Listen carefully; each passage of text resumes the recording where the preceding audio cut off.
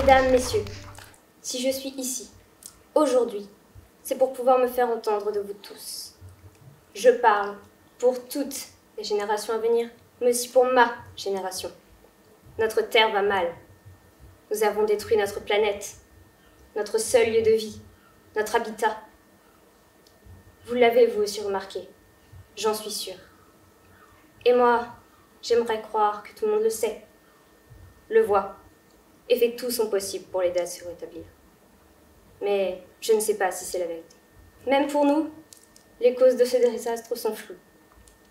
Alors imaginez-vous, dans plusieurs décennies, comment se sentiront nos descendants face à notre planète détruite? Nous-mêmes, aujourd'hui, nous pouvons à peine savoir comment nous en sommes arrivés là. Alors eux n'auront plus qu'un choix. Regarder notre planète périr à cause de l'homme. Vous êtes-vous déjà demandé comment pourrait-on changer notre destin en nous unissant? Voilà à quoi je pense chaque jour. À unir toutes les générations ensemble, écouter chacun et faire un geste envers notre monde. J'ai énormément de solutions à proposer, mais cela ne marchera que si chacun fait un effort. Le moindre geste, tel que jeter son papier par terre, pollue. Alors, qu'en opposition, ramasser ce papier aidera l'environnement. Sûrement, en ce moment même, vous vous demandez comment un simple bout de papier peut polluer, et si je n'exagère pas la situation.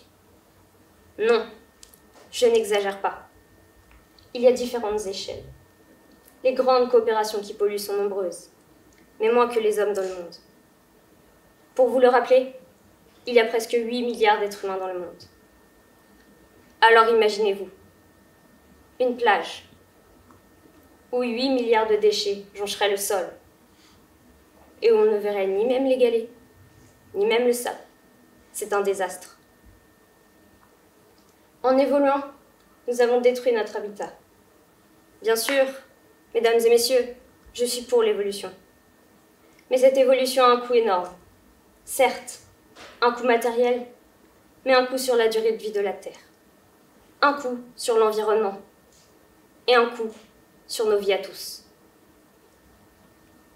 Pour illustrer cela, je vous demande d'imaginer un enfant, jeune, à peine 13 ans, qui chaque jour au Congo va récolter dans des champs et des minerais du cobalt pour pouvoir fabriquer un téléphone portable. Ce pauvre enfant aura fait tous ses efforts pour être rémunéré de quelques pauvres sous. C'est inadmissible. Vous, les parents, ici présents, cet enfant pourrait être le vôtre. Pensez-vous que cela est normal, que moi j'aille à l'école, et que lui travaille déjà dur pour au final ne rien recevoir? Et pour les plus jeunes présents ici, ce garçon pourrait être notre frère, ou bien nous-mêmes. J'ai peur pour le futur de cet enfant, mais j'ai aussi peur pour mon futur. Connaissez-vous Mumbai, une des plus grandes villes d'Inde? L'Inde, là où la pollution présente dans l'atmosphère cause près de 2 millions de décès par an. Cette ville, où le brouillard épais et noir vous fait tousser, vous empêche de respirer. Et c'est toujours cette ville où des bars à oxygène ont été construits. Des bars à oxygène, vous rendez-vous compte de la bêtise humaine? Nous pourrions respirer de l'air sain, chaque jour, si nous polluons moins. Mais le pire exemple à donner est celui qui date de la crise de Covid-19. Une situation horrible pour le monde entier.